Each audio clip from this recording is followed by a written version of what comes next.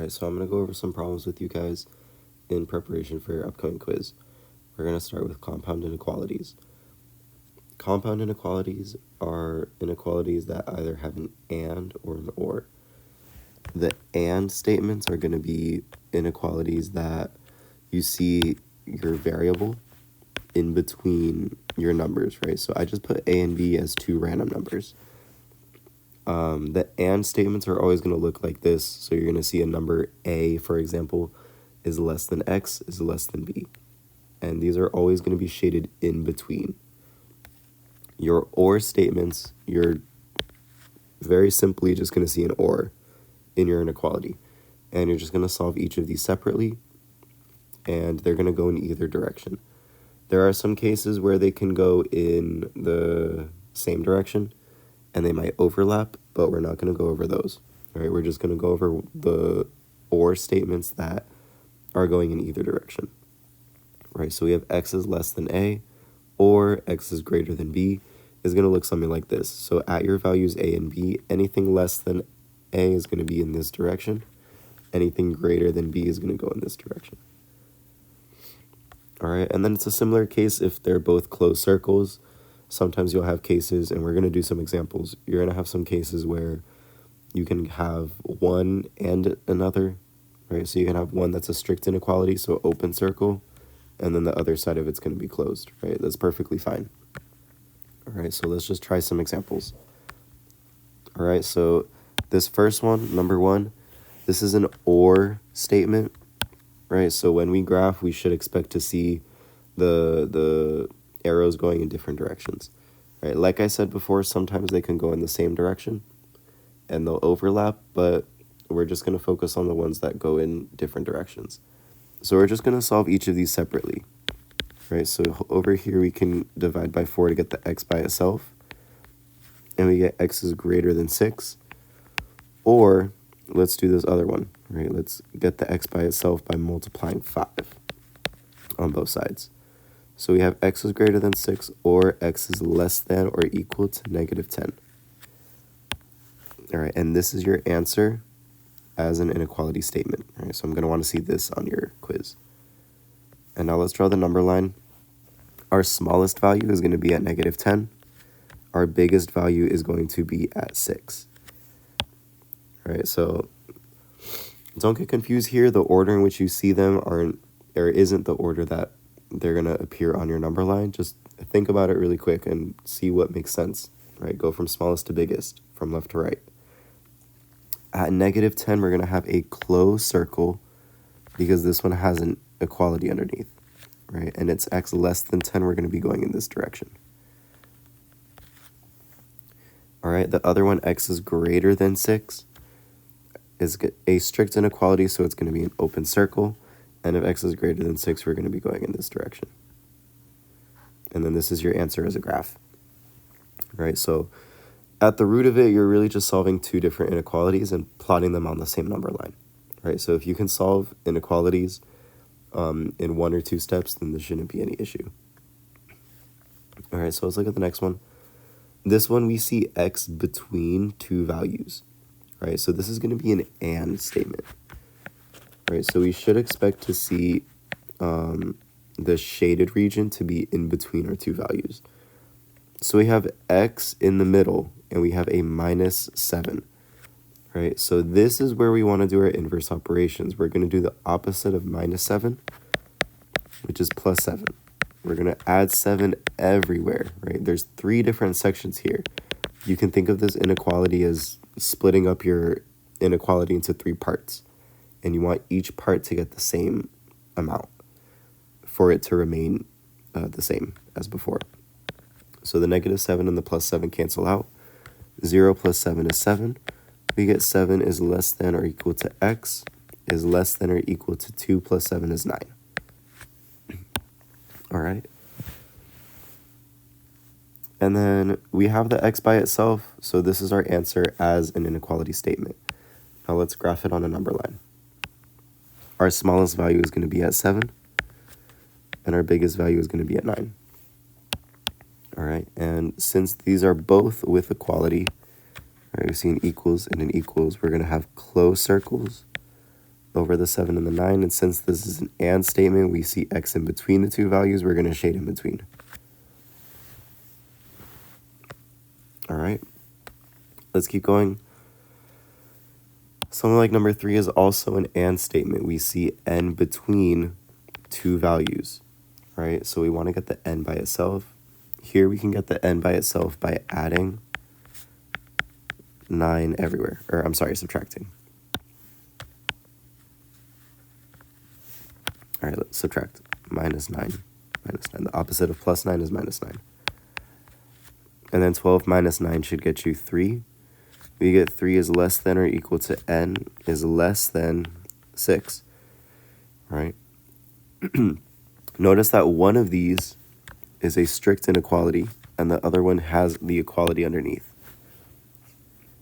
right? So when you go to graph that, you want the answer to reflect that.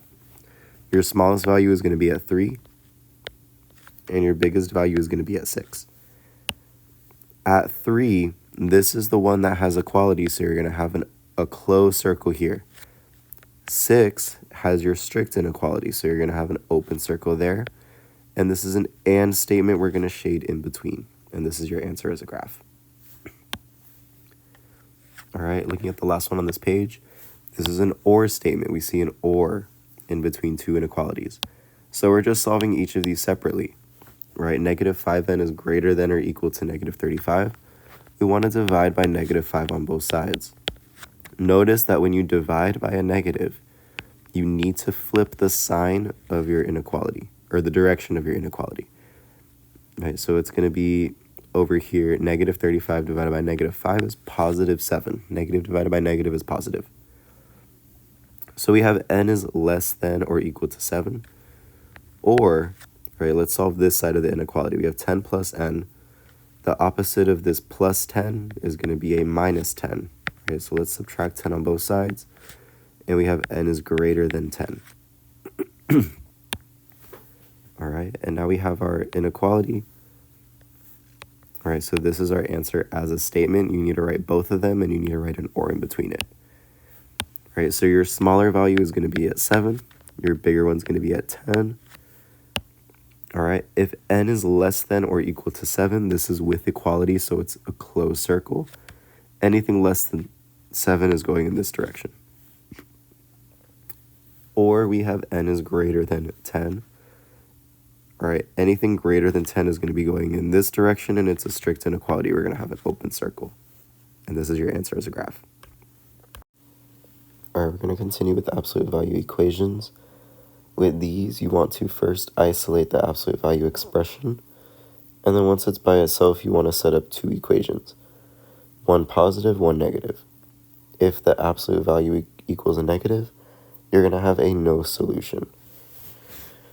Right, so let's try some examples. This first one, our absolute value bars are already by itself. Right? You see the bars right here. And on this side of the equal sign, there's nothing else around the absolute value. So we can write two equations. We're going to write k minus 7 equals 7. And k minus 7 equals negative 7. And then we just want to solve these, and we get our two answers. Let's add 7 on both sides. We get k equals 14. Add 7 on both sides. And we should get k equals 0. All right. The next one's very similar, right? Your absolute value bars are already by itself, right? There's nothing else around it on that side of the equal sign. So you can immediately write your two equations, right? It's going to be negative 4 plus k equals 11. We get negative 4 plus k equals negative 11. All right, so let's add 4 on both sides. All right, so on one side of it, we get k equals 11 plus 4 is 15. And then on the other side of it, we get k equals negative 7.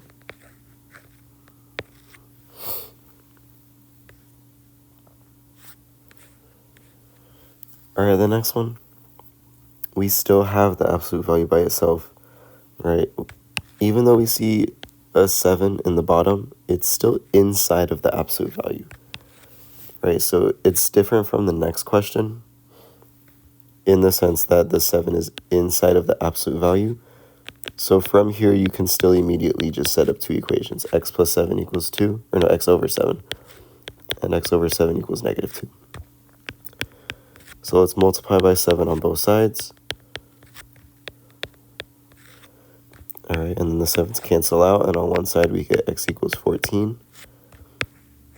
And on the other side, the 7's cancel out, we get x equals negative 14. Right, so in all of these, your solutions, when you plug them back into the original equation, should get you a true statement, right? Because any absolute value is going to get you a positive number. Right, now let's just say for this one, we were given that this was a negative 2. This would be a no solution, right? If you had a negative 2 instead of just a positive 2, because there's nothing that you can put in an absolute value that would get you a negative number. All right, so the negative would make it no solution. All right, so hopefully we understand the difference. All right, now let's look at the next one, number 4. All right, this one's a little bit different from the last one, just because we have the absolute value only over the x. We don't have it over the 3 as well. This 3 is just on the bottom. All right, so what we're going to do, we're going to want to get the absolute value by itself before we split it up into two equations. All right, so the first thing we want to do is we want to multiply 3 on both sides.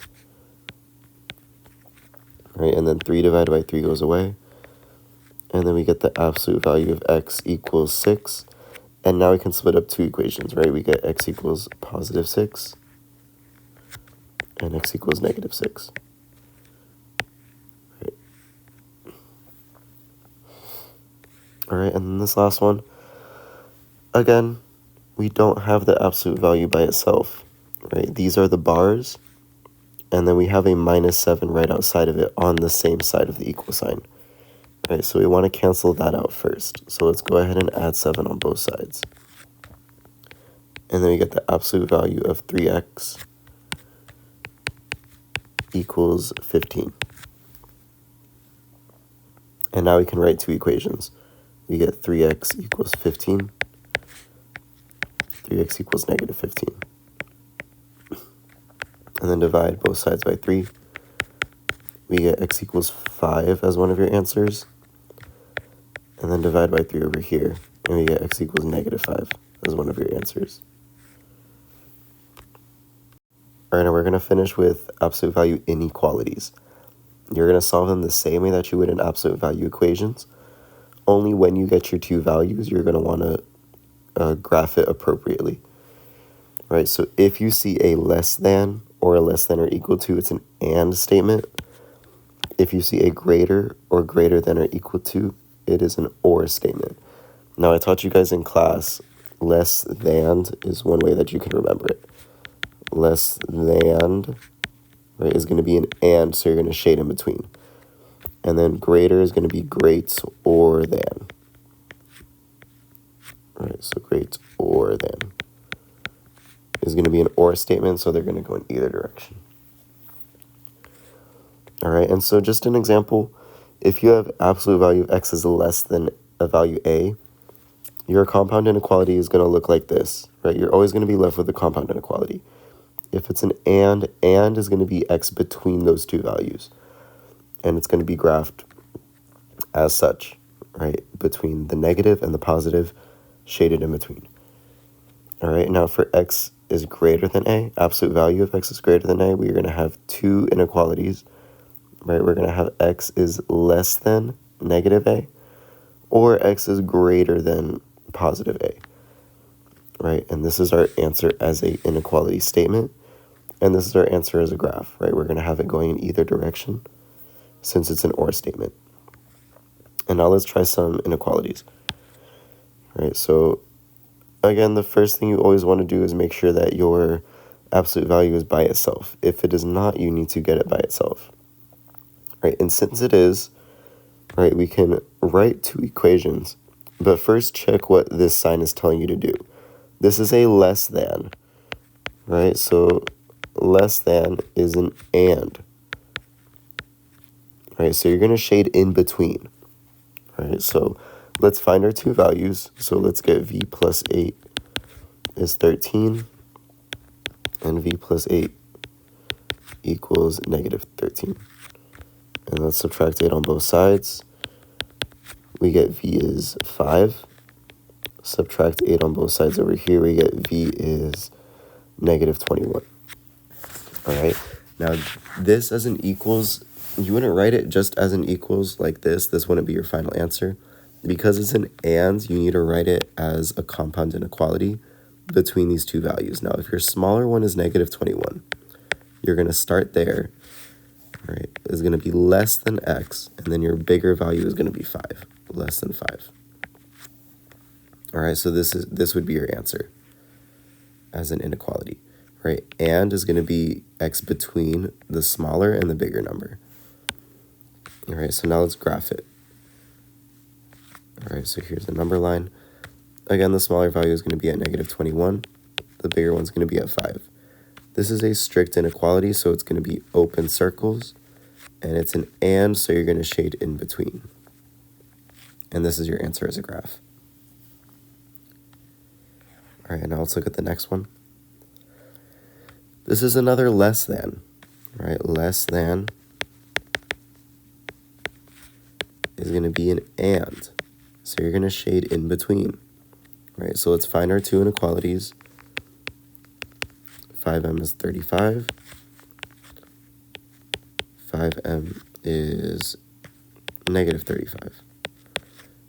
And then when you divide both sides by 5, you should get m is 7, and m is negative 7, right? Divide this side by 5. All right, and then since it's an and, our answer is going to be the smaller number.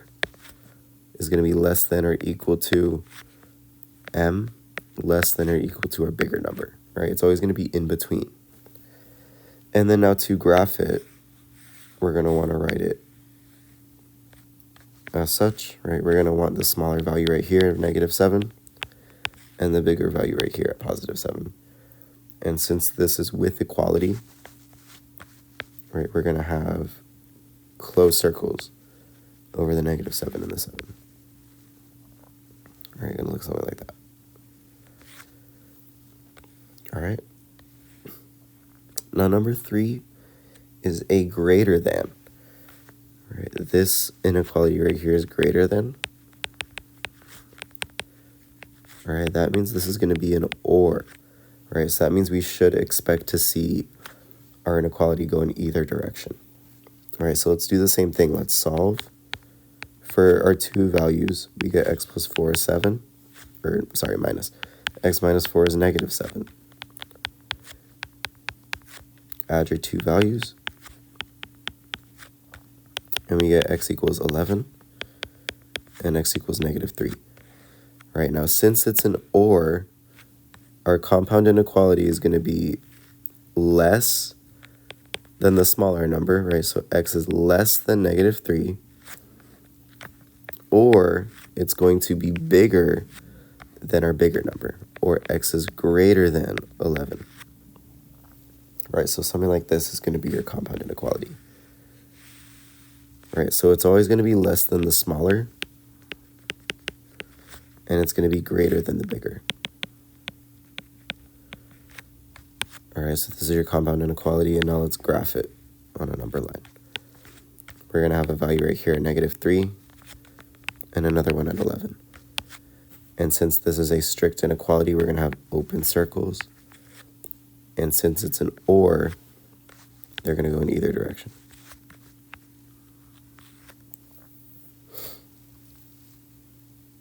All right, let's do the same thing for the next one. We have k plus 8 in an absolute value is greater than 11, right? So this is another or, right? If it's greater than, it's an or, right? So let's solve both equations. X plus 8 is 11, or no, k plus 8. K plus 8 is negative 11. Let's subtract 8 on both sides. We get k equals 3. Subtract 8 over here, we get k equals negative 19. All right, and our smaller value is going to be the negative one. It's going to be negative 19. So we get k is less than negative 19, or it's going to be bigger than your bigger number, or k is greater than 3. All right, so we're going to want to go ahead and graph these. All right, so our smaller number is at negative 19, and our bigger one is at 3. And we're going to have open circles since it's a strict inequality, or statements go in either direction. All right. You could also just graph each of these separately. You'd get the same thing, right? If you like to think of it as k less than 19 on this side of it, and k is greater than 3 on this side of it, that's fine. Okay, let's just try a couple more examples. All right, so this one right here, 5x is greater than 5. Right, again, we're going to want to write our two inequalities. This is an or since it's greater than. So we're going to have 5x is 5, and we have 5x is negative 5. Divide both sides by 5, we get x equals 1. Divide both sides by 5, we get x is negative 1. Now to write your compound inequality, since it's an or, we're going to have x is less than your smaller one, or x is greater than your bigger number. All right, and that's your answer as a statement, and now let's graph it. So we're going to have a value here at negative 1, and a value here at 1. And we're going to have open circles, and we're going to shade in either direction. All right. Now over here for number 6, we have negative 3 on the outside of an absolute value. Again, we want to make sure the absolute value is completely by itself. All right, so let's divide both sides by negative 3. So we get the absolute value of 10v is less than, again, when you divide by a negative, you flip the sign, is less than negative 10. Right, and we can stop right here. We don't have anything inside of this absolute value that's going to get us a number that's less than negative 10, right? Anything that's in an absolute value is going to become a positive. So this is going to get you a no solution. All right. And this is only true for if it's less than a negative. Let's say we had, it's for some reason, let's say we had it's greater than negative 10. If it's greater than, anything that you put in an absolute value is going to be positive. And positive numbers are always bigger than negative, so this would be all real solutions. Right, if it was greater than a negative. Right, so those are two cases that you might run into. All right, and now let's look at this last one. Number 7, again, you want to get the absolute value by itself. Right now there is a 3 on this side of the inequality, so you want to get rid of it. So let's subtract both sides by 3, and we get the absolute value of x minus 4 is less than or equal to 12, and now the absolute value is by itself. This is a less than, so it's going to be an and statement. We're going to shade in between. So let's find our two values. Add the 4 on both sides. And we get our two values are 16 and negative 8. Right, so that just means our smaller one is going to be negative 8. Our bigger one's going to be 16, and x has to be in between them. All right, so that's your answer as an inequality. All right, and our smaller number is going to be at negative 8. Our bigger one's at 16. And because it is with equality, you're going to have closed circles. And x is in between. It's an and, so we're going to shade in between. All right. And there's your review. Hope this helped.